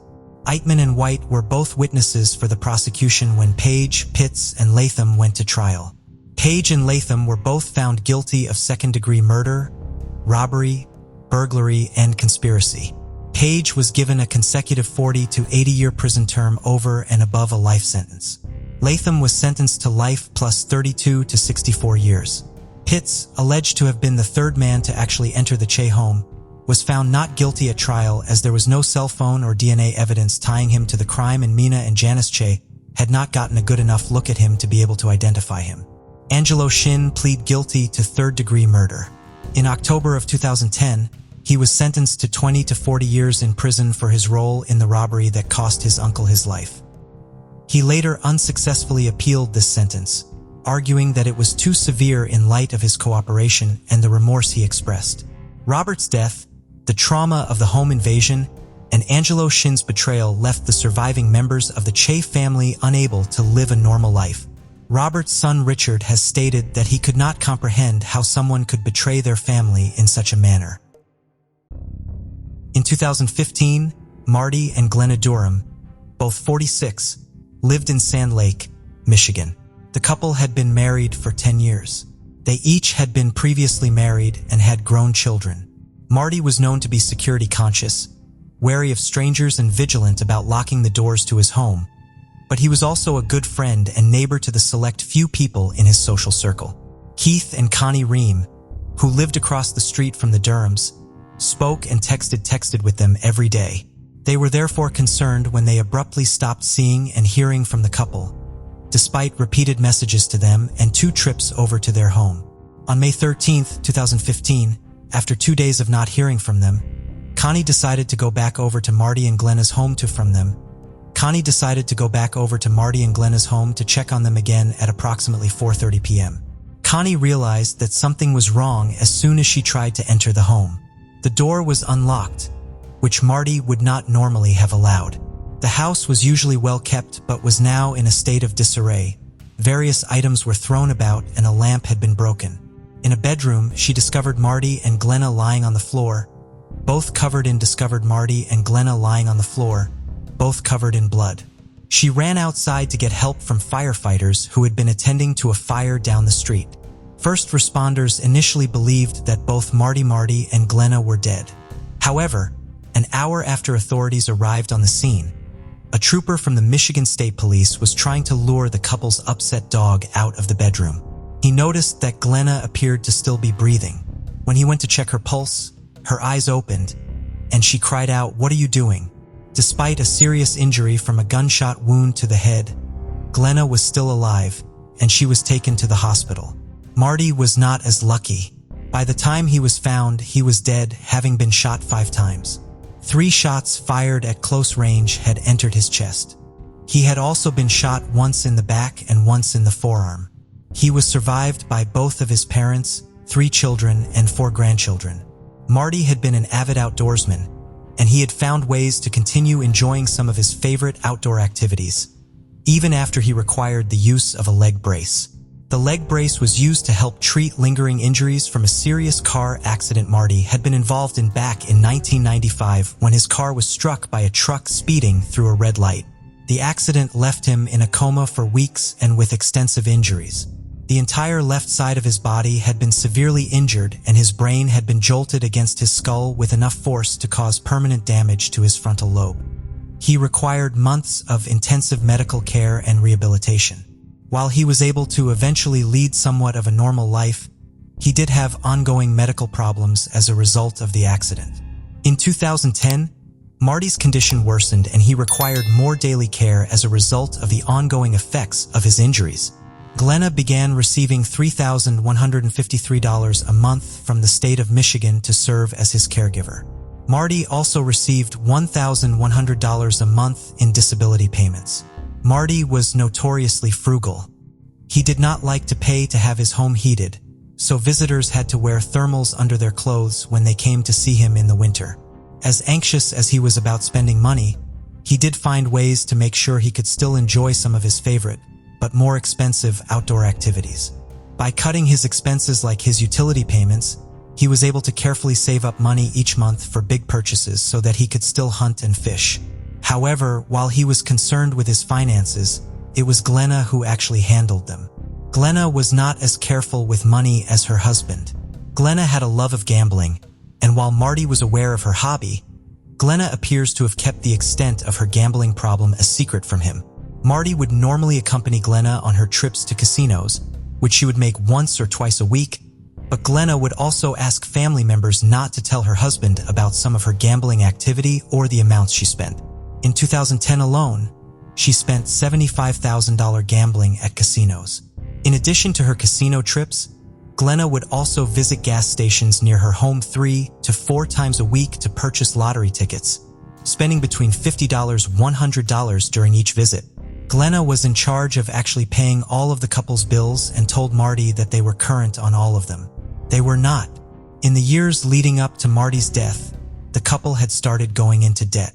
They owed money on one of their cars and to the IRS. When a collection agency attempted to repossess the vehicle, Glenna assured Marty that she had been making the necessary payments on it. She had not. In April of 2015, Marty's mother Lillian saw a legal notice in a local newspaper stating that her son and daughter-in-law's home was being foreclosed on. She called Marty to ask about the foreclosure, but he knew nothing about it. When he bought a copy of the paper and showed the notice to Glenna, she told him that it was a misprint and that she would call the newspaper office. She assured him that it was a mistake and that the mortgage was still being automatically withdrawn from their account every month. The $700 monthly mortgage payment had in fact not been paid in a year, and the checking account it was supposed to be withdrawn from only had $182 in it. Their savings account only had $118 on April 28, 2015. Foreclosure documents were delivered to the home. The house was set to go up for public auction on May 13th. The day Marty was found dead. After the murder, the documents were found torn up in one of Glenna's drawers. Glenna appears to have kept the true state of the couple's finances and the imminent loss of their home from her husband. Marty seemingly had no idea that his house really was in foreclosure as he continued to make improvements to the home up until 2 days before his death when he painted his bathroom ceiling. Marty's 2 sons and daughter went to his home the day after he was found dead. There, they found a manila envelope that had not been processed by the police. Inside were letters Glenna had written to her children and her ex-husband.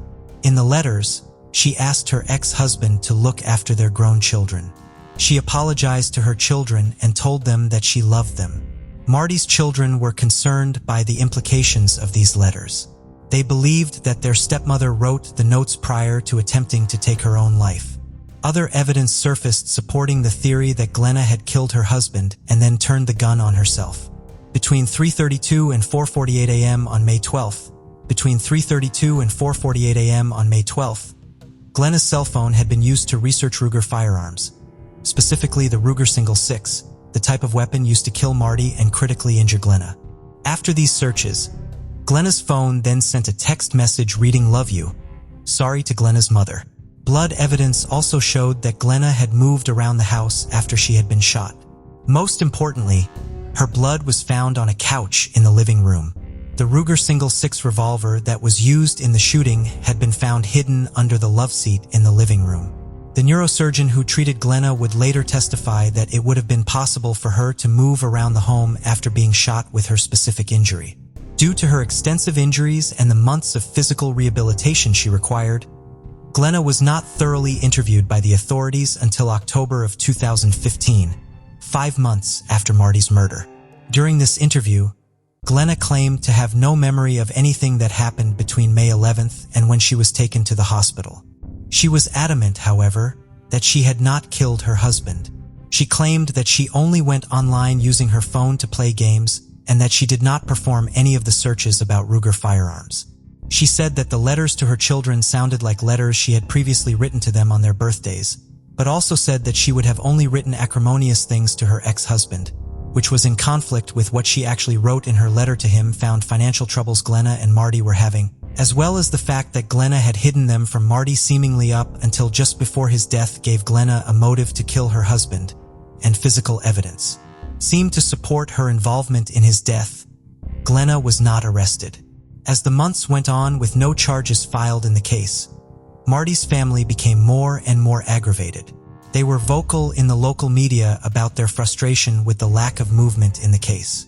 In addition to a dog, Glenna and Marty also had another pet, an African gray parrot named Bud. Marty had owned Bud with his first wife, Christina Keller. Christina had another parrot, and since she had previously owned Bud and knew how to properly care for parrots, Bud went to live with her after Marty's death. Bud, like many African gray parrots, had a talent for mimicking voices he heard as well as an impressive memory. Several people the police spoke to during the course of their investigation asked them if they planned to interview Bud.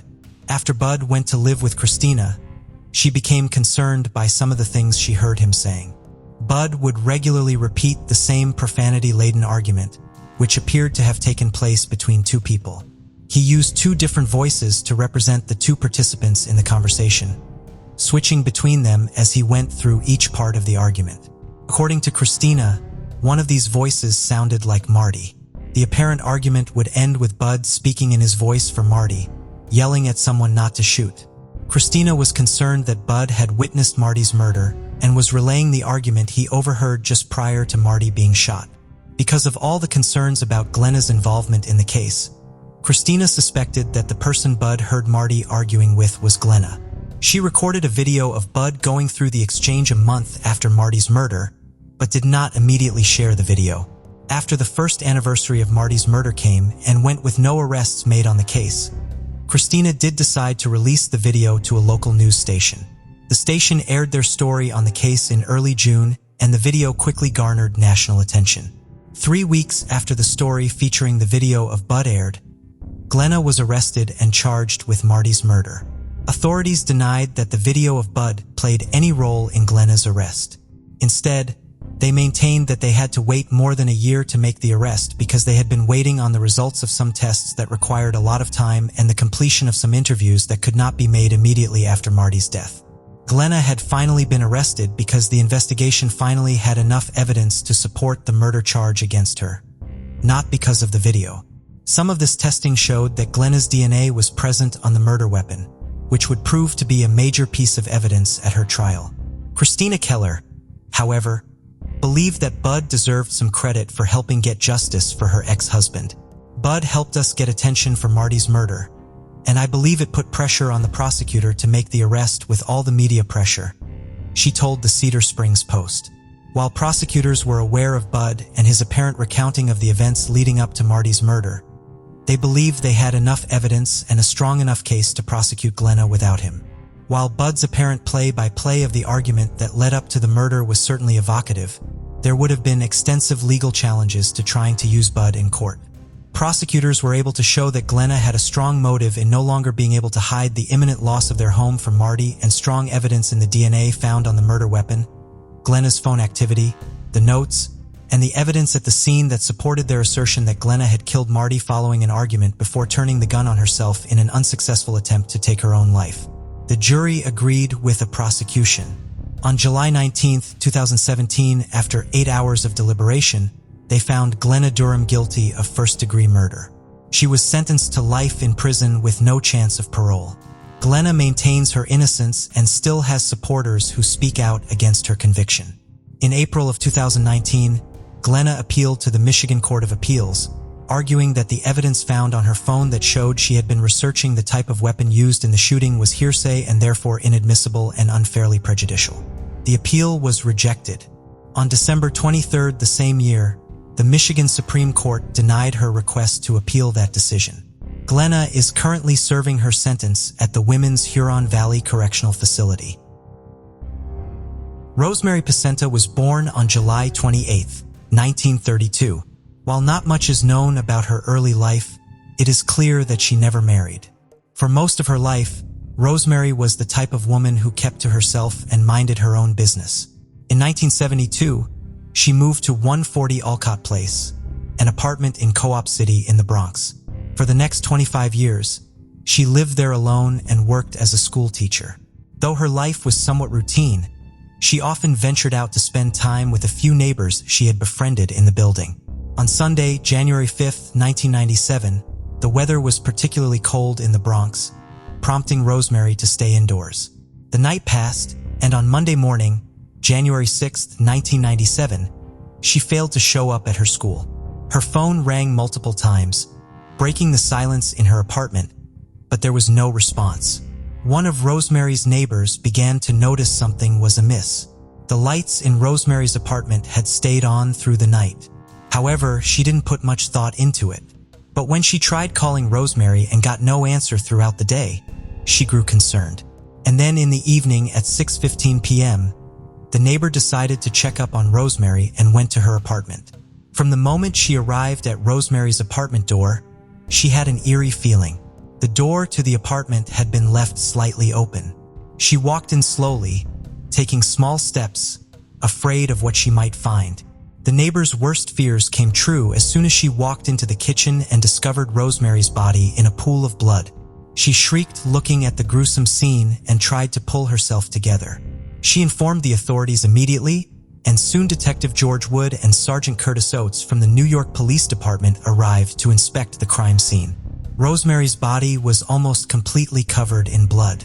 She was lying face down with a 9-inch knife still lodged in her back. Looking at the multiple stab wounds on Rosemary's body, the detectives could tell that she had suffered an extremely painful death. Detectives also noticed that Rosemary's throat had been slit, and the defense of bruises suggested that Rosemary had put up a fight against her attacker during the struggle between the two. Outside the apartment in the lobby, there was more evidence that supported their theory. Detectives found stains of blood smeared across the wall next to the elevator. However, there was no traces of blood inside the elevator. This led the detective to search the staircase of the building, and on the 10th floor across a flight of stairs, there was another trail of blood. Detectives now believed that sometime during the struggle, Rosemary had managed to wound her attacker. Detectives were sure that the blood found smeared across the elevator wall, and on this staircase 13 floors below Rosemary's apartment belonged to the person who killed Rosemary. This gave detectives an idea about how Rosemary's killer might have escaped the building. At first, they thought of taking the elevator and pressed the button with his blood-covered hands and left a trail on the wall. But perhaps the elevator was taking too long, or maybe they thought that given their messy appearance, someone in the elevator might suspect them. They then thought it would be best to take the stairs if they wanted to leave the building without being noticed, and that was what they did. While the bloodstains were a strong piece of evidence in the case, it didn't give detectives an idea of who the killer might be. The samples were obtained and preserved for further testing and future use. Later, an autopsy confirmed that Rosemary had been stabbed a total of 39 times, out of which 8 wounds were on her back. The knife found jammed into Rosemary's back belonged to a set from her own kitchen. This made the detectives believe that Rosemary's murder was probably not a premeditated one. They came up with a theory that when the attacker entered Rosemary's apartment, they initially didn't have any intentions of killing her. But when a struggle ensued, they did it anyway. And since there were some items missing from the apartment, it seemed like robbery was the motive behind the tragic incident. A few days after the murder, a funeral was held for Rosemary at Granby Cemetery, Granby, Hartford County, Connecticut, USA. Her loved ones gathered around to pay their respects, and she was laid to rest. Months went by, but there weren't any new developments in the case. Even with strong evidence and convincing theories, detectives were having a hard time coming up with any leads to follow. Soon, the police department diverted their attention to a fresh trail of murders in New York, and Rosemary's case went cold. More than 2 years later, in May 1999, Detective Kevin Lawler from the NYPD was assigned to the cold case squad and handed Rosemary's case. Skimming through Rosemary's case file, he had an idea of how he was going to move forward with the case. With assistance from Detective Mark Tebbins, Detective Lawler got the blood samples found on the elevator wall and in the staircase re-examined. The forensics department was successful in developing a DNA profile of Rosemary's killer, and it was uploaded to the Combined DNA Index System, or simply CODIS, which is a nationwide database of DNA profiles. All the detectives needed to do now was wait and hope for a match. After another 2 years, on August 20th, 2001, Detective Lawler received a phone call from the NYPD crime lab regarding Rosemary's case. There finally was a match through CODIS, and the person was identified at 28-year-old Charles Jones. Detective Lawler had been desperately awaiting this call, and now that he had the information he needed, he wasted no time in investigating the genetic link further. In order to make sure that he wasn't missing anything out, he performed a background check on Jones and uncovered some intriguing information. Originally, Jones wasn't linked to Rosemary's murder, but since he had been imprisoned after pleading guilty to a robbery and assault of another Co-op City resident on August 13, 1998, he was required to submit a DNA sample right before being released on August 10, 2001. And then on August 20, 2001, when Jones' DNA profile was uploaded on CODIS, it matched with the sample that belonged to Rosemary's killer. Furthermore, at the time of Rosemary's murder, Jones himself lived in Coop City, just a couple blocks from her apartment. While this strengthened the elevator against Jones, it still wasn't enough for Detective Lawler to charge Jones yet. Detective Lawler was quick to realize that while the blood sample evidence did place Charles Jones in the building at the time of the murder, it did not place him in any way inside Rosemary's apartment where the murder took place. This could completely destroy the detective's theory of Rosemary's murder and give Jones a chance to escape. Detective Lawler and Detective Tebbins needed more information and stronger evidence to put Jones behind bars. They decided to head over to Jones's house and have a talk with him. When the detectives arrived at Jones's place, they were told that he wasn't home at the time and that they should come back later. Since they didn't have solid evidence against Jones yet, they had to be extremely careful about the case, as even a slight misstep could cause all their progress to be lost. They didn't want anyone in Jones's family to learn about the reason behind their visit, which could tip him off and give him another chance to escape. And so they left a message for Jones saying that he had an outstanding traffic violation and they only wanted to talk to him to clear it. The detectives had to leave Jones' house without seeing him, but not without setting up a trap for him. A couple of days later, Jones took the bait and showed up to the precinct to talk about his traffic violation. The next steps were going to be very crucial, as Jones would soon be made aware of the real reason why he was called in for questioning. Detectives wanted to create a comfy environment for Jones before confronting him. After 30 minutes of being nice to Jones, the detectives began the interrogation.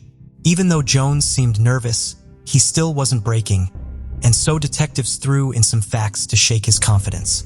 They told him that the blood found in the building of Rosemary's apartment belonged to him, and that was enough evidence to link him to Rosemary's murder.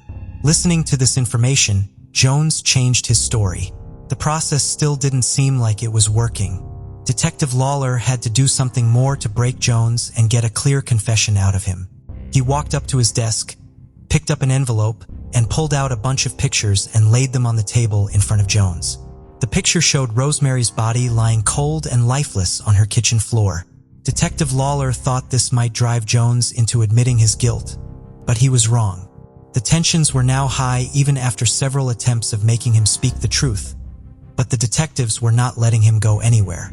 The interrogation went on for another 8 hours and only came to an end when Jones finally gave in. He decided to confess to the murder and cut a deal for his plea bargain. By stating a straight 8, Jones meant that he would serve only 8 years in prison for a full confession of the murder. By now, Jones had realized that there was no way out of this mess. One way or another, he would have to give in and suffer the damage for his actions, but thankfully Jones chose wisely. Instead of contesting the accusations against him, he gave Detectives Lauer a full confession, hoping that it would help him during his sentencing. According to Jones, the whole incident was merely a misunderstanding. He was persistent that Rosemary attacked him first, and he only acted in self-defense.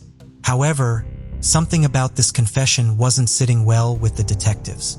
At the time of the murder, Jones was 23 years old, almost 6 feet tall, A well-built tall man defending himself from a 5'4" elderly woman seemed like a made-up story. While it did seem like this wasn't premeditated murder, the detectives weren't fully on board with the idea that Jones acted in self-defense.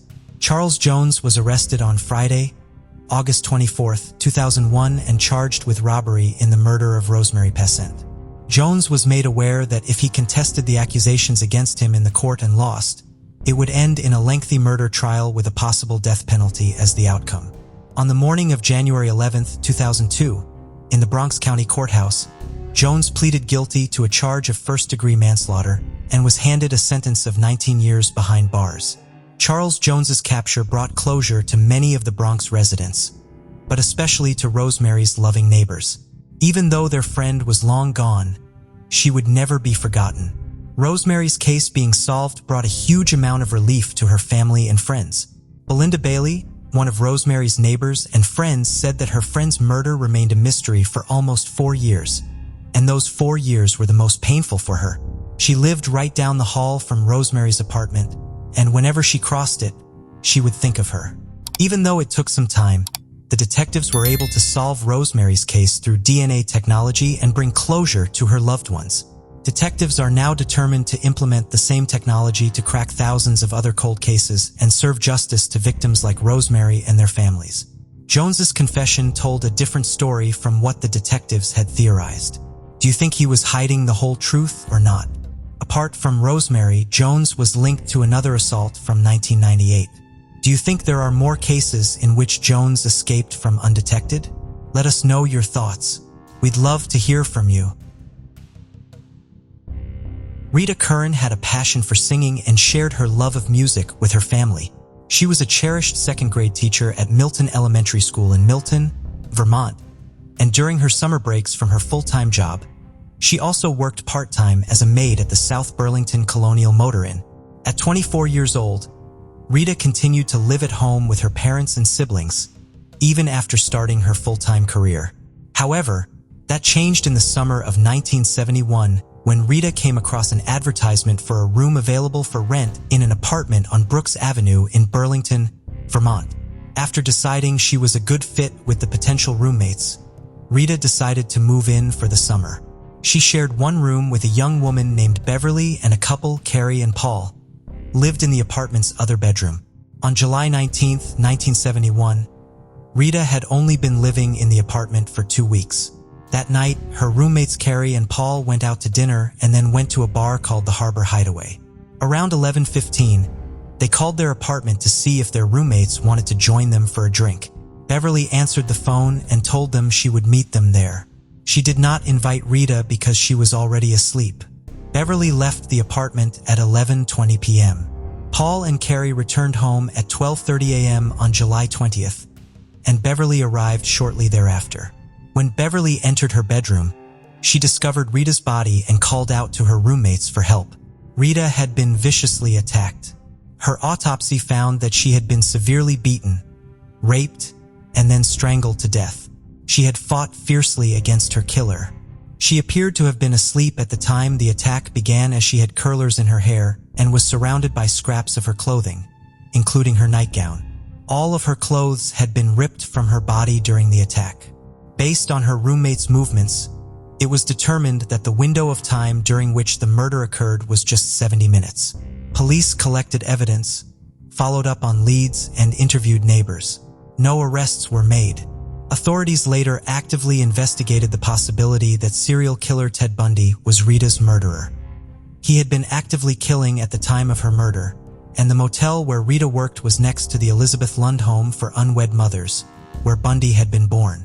Rita's sister Mary even wrote to Bundy asking him if he had been involved in Rita's murder. No evidence was ever found tying Bundy to the crime, and 45 minutes prior to his execution in 1989, when asked if he had ever killed anyone in Vermont, Bundy said no. Decades would pass, but police interest in solving the case did not diminish.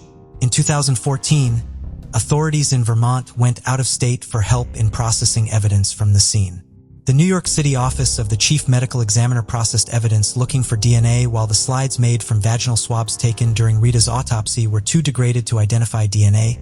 They were able to sequence a male DNA profile from a cigarette but that had been found next to Rita's body. It would later be determined that this profile was a match to DNA also found on Rita's nightgown.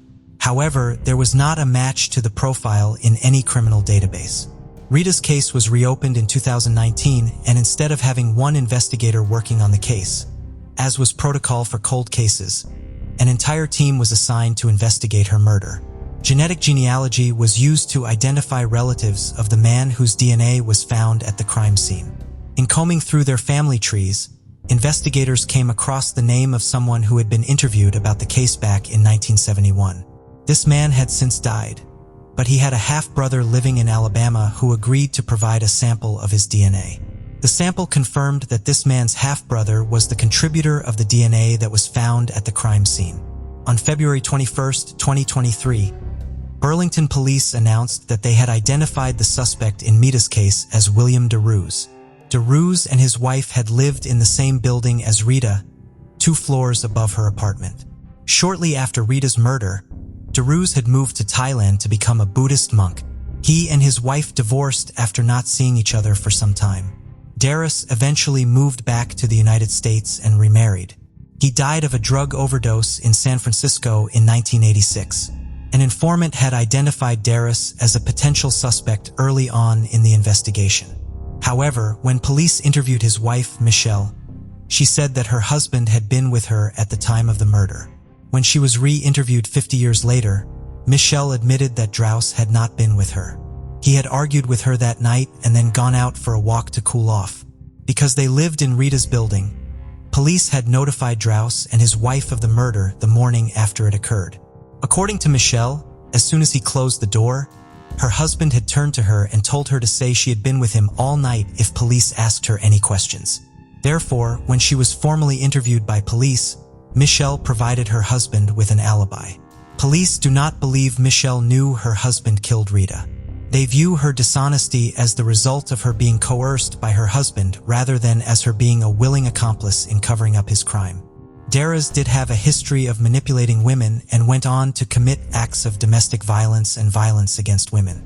He once strangled his second wife until she became unconscious, and on another occasion, he stabbed one of her friends, seemingly at random. Rita's parents passed away before DeRuse was identified, but her brother and sister did get to learn who took their beloved sister from them. While DeRuse cannot be prosecuted for the murder, investigators say they are unanimously certain that he killed Rita and the case is now closed. Sarah Mobley Hall experienced loss early in life, but it only made her more dedicated to helping others. She was raised by her grandmother because her mother died shortly after the birth of Sarah's sister, Mary. According to Mary, Sarah treated her as though she were her own child and always had faith in her. Sarah was very outgoing and well-liked by those who knew her. In 1984, 27-year-old Sarah was a single mother living in the Hidden Valley neighborhood of Charlotte, North Carolina. She worked with children with special needs like her son, 10-year-old Derek Mobley. Derek had a jovial personality and was very close with his mother. On March 14, 1984, police were called to Sarah and Derek's apartment, which was in a complex on Ventura Way. They had been called because the door to the apartment was open and a foul odor was coming from inside the home. When police entered the apartment, they discovered the bodies of both Sarah and Derek. They had both been strangled, and Sarah had also been badly beaten. Sarah's sister Mary worked near Sarah's apartment and spent a lot of time at the home with her sister and nephew. "I carried a burden for years because I felt like I should have been with her," Mary later said. "It would have never happened if I was with her." Decades would pass before an arrest was made in the case. Finally, on February 1, 2023, 60-year-old James Thomas Pratt was arrested without incident in York County, South Carolina. He was extradited back to North Carolina to be charged with Sarah and Derek's murders. While he does have a criminal record, he's only ever been charged with minor misdemeanors. He lived in the same neighborhood as Sarah and Derek at the time they were killed and is believed to have had a friendly relationship with them. It was DNA that finally led to Pratt's arrest. The Charlotte-Mecklenburg Police Department received a grant from the Bureau of Justice Administration which allowed them to use new technology in the investigation. DNA was found on the pillow Sarah's body had been found resting on, but there was no match to the profile in criminal databases. Investigators then attempted to use forensic genetic genealogy in the case, looking in DNA databases for relatives of the contributor of the DNA found at the crime scene. This effort did not identify a potential suspect. They then partnered with state police to use familial DNA technology. Instead of using commercial DNA sites, this technique involved searching the state criminal DNA database looking for people who were related to the individual whose DNA was found on the pillow. This effort is what ultimately led to Pratt being identified as a potential suspect. Police then worked with the FBI to obtain a sample of Pratt's DNA, which proved to be a match to the DNA from the crime scene. According to the Charlotte-Mecklenburg Police Department, this is the first time familial DNA has been used to solve a murder in the state of North Carolina. The technology was previously used in the state to make an arrest in a previously unsolved rape case and to identify a John Doe in 2022. Pratt is currently being held at the Mecklenburg County Jail. After Pratt's arrest, Sarah's sister, Mary, said, "I'm so grateful the police have found this person, and I hope he spends the rest of his days behind bars." Wilhelmina Filkins, who went by Violet, came from a large family, growing up with 7 sisters and a brother. She never married or had children of her own, and in 1994, she was 81 years old and living alone in a ground-floor apartment in East Greenbush, New York. She retired after a long career with the State Department of Education but remained active. Despite her age and the fact that she did have a car, she made almost daily walks to a local convenience store, where the employees were fond of her, to buy grocery items. She loved to garden and volunteered often. She was a quiet woman who lived a simple life, attending Mass regularly and always keeping her weekly hair appointment. She was close with her family and friends, and her neighbors all liked her. Violet was last seen alive on Wednesday, August 17th, 1994. 2 days later, on August 19th, her brother Sterling and her niece Carol went to her apartment to check on her. They realized that something was amiss before they even reached the apartment. They noticed that the curtains were caught in the apartment's sliding glass door, which meant the door could not be locked as Violet normally kept it. When they opened the door, they discovered Violet's body lying close to it. Violet had been beaten severely about the head. Her 1989 Plymouth Reliant was located at the apartment complex but was not found in the manner Violet usually parked at. Police believe that Violet was killed during a daytime robbery and that her killer had used her vehicle to transport items stolen from her home before returning it to her apartment complex. Her killer did not appear to profit very much from the robbery and murder, as it is believed he disposed of many of the stolen items right after killing Violet. The items were found abandoned behind a local cemetery 3 years after Violet was killed. An arrest was not immediately made despite the best efforts of investigators. In the following years, the case was investigated by numerous law enforcement agencies, including the State Police Troop G Major Crimes Unit, the Bureau of Criminal Investigations Unit at the State Police Barracks, and the East Greenbush Police Department. However, it would be more than 28 years before the case was finally closed. On January 19, 2023, police announced that they had identified the man they believed killed Violet. His name was Jeremiah Gayette, and he had been 18 years old at the time of the murder. He had been living in the same apartment complex as Violet when she was killed in a unit he shared with his father just around the corner from where Violet lived.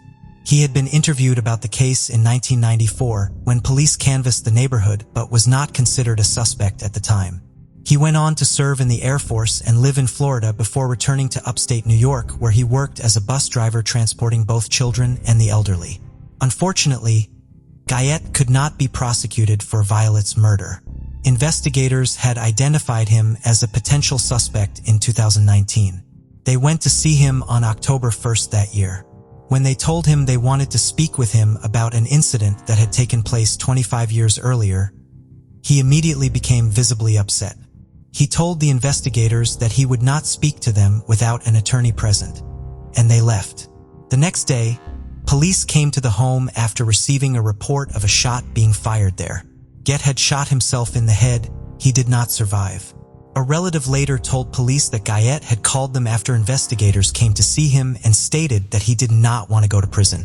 Guyette had been brought to investigators' attention by one of his ex-girlfriends.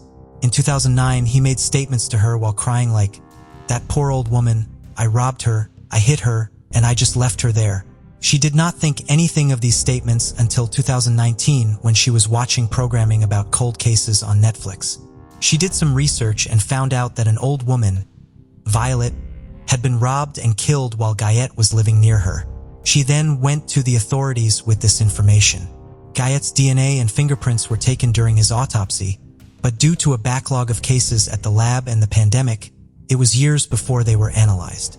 When the evidence was finally examined, Guyette's left thumbprint was matched to a print taken from Violet's coffee table. According to police, at the time of the murder, Guyette had plans to steal a car and rob a bank in order to pay for college. Violet's family is grateful to finally have the answers they feared they might never receive. Susan Priest lived in an old vicarage on a traveler's site in Pontefract, West Yorkshire, with her 6 siblings and her mother. Her mother struggled to raise her children on her own, and they were often temporarily placed in foster care. In 1969, a family of travelers from Scotland befriended 4-year-old Susan while they were staying on the site. The parents told Susan's mother, Maureen, that they were taking their 2 sons to Disney World for 2 weeks and offered to take Susan along with them. Wanting her daughter to go on a trip, she knew she could not provide for her. Maureen agreed to let Susan go with them. At the time, a child Susan's age did not require a passport to travel from the UK to the United States, just their birth certificate and a parent's signature, which Maureen provided the couple. However, 2 weeks passed and the couple did not return Susan as they said they would. Maureen would spend the rest of her life searching for Susan. She regularly visited various traveler sites looking for the family who had taken her daughter and frequently made trips back to the site where she had previously lived long after she moved away. She passed away in 2014 without ever seeing Susan again. The couple had not taken Susan to Florida as they had told Maureen they would be. Instead, they took her to Canada, then Australia and New Zealand. Susan grew up being told that she was adopted after her biological family had disowned her. She enjoyed her life within the traveling community and later said that the couple she was told had adopted her spoiled her rotten. Susan did not learn the truth about how she came to live with her traveler family until she was 16. The family traveled from Australia to New Zealand, and Susan did not need a passport upon entering New Zealand. However, she did need one to return to Australia. She went to apply for one, but the application required the signature of a parent. When she went to the man, she called her father to get his signature. He tearfully admitted why he could not sign it. Susan's birth family had never disowned her, and he and his wife had never adopted her. They had stolen her from her family instead. The couple had 2 sons, and Susan later theorized that they had taken her because they wanted a daughter. Susan was shocked but did not fully comprehend what her situation meant. She stayed in New Zealand until she could apply for a passport as an adult. She returned to Australia when she was 19 and went on to marry a traveler, becoming Susan Gervasi. She had 3 children and eventually 4 granddaughters. She and her husband ran a charity for travelers. It was not until 2022 when she had a conversation with someone who had been adopted that Susan processed how serious her abduction was. The woman asked her if she was curious about how her birth family was feeling about her being gone, and Susan experienced what she later described as a light bulb moment, realizing that her birth family may have actually cared for her and wanted to know where she was. Susan remembered where she had lived back in England, so her husband posted about her story in a Facebook group for the area. Within half an hour, her family had been found. Their efforts to find her had always been hampered by the fact that they did not know the surname she had been given by the couple who took her, or later her married surname. When Susan was able to speak to her siblings on the phone, they were crying hysterically with joy at the news that she was alive and located. While her disappearance was solved and Susan was reunited with her family, neither of Susan's abductors could face any charges as the woman, who had multiple sclerosis, passed away when Susan was still a child and the man passed away when Susan was 21. In the fall of 2022, more than 50 years after she was taken from her family, Susan traveled back to England to be reunited with her siblings and celebrate her 57th birthday. While she was not reunited with them until after their mother passed away, the reunion came just in time for one of her sisters, who has Parkinson's disease and dementia. She was able to see Susan before her condition worsened to the point where she could not understand what was happening. Susan hopes her story will give strength to the loved ones of other missing people. It gives a message to anybody who has lost somebody that miracles do happen. There is hope, she said after her reunion with her family. Thank you for joining us on this journey into the depths of unsolved mysteries. Cold cases not only challenge our understanding of the past, but also ignite our curiosity and determination for answers. Remember to subscribe to stay updated on our latest investigations. And if you have any information regarding the cases we've covered, don't hesitate to reach out. Together, we can shed light on the shadows of the past and bring closure to those who seek it. Until next time, stay vigilant, stay curious, and never stop seeking the truth.